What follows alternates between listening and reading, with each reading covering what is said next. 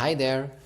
In this video we will take a look at how to add a switcher on the product page. Yes, there are sometimes cases when a switcher is required, like on and off, maybe a specific kind of engraving opportunity or other kind of personalization opportunity which you want to turn on or you want to turn off.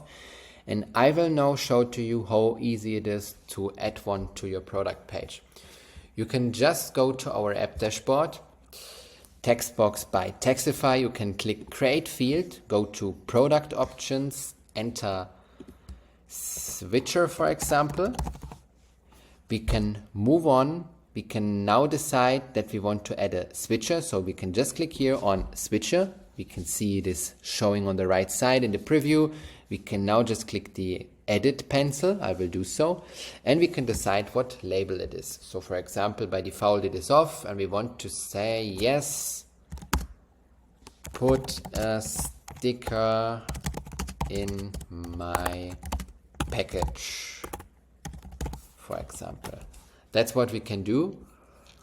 In my case, let's say,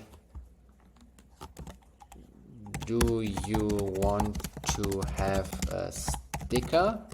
Question mark. So this is maybe the heading we can show. We can click save. Okay, this is how it could look like. That's great. So let us now decide on which product we want to show it. In my case, I don't want to show it for all products. I just want to show it for my test product.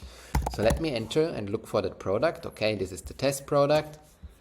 I will click the save button. Now the field is getting generated. It's showing also here the switcher.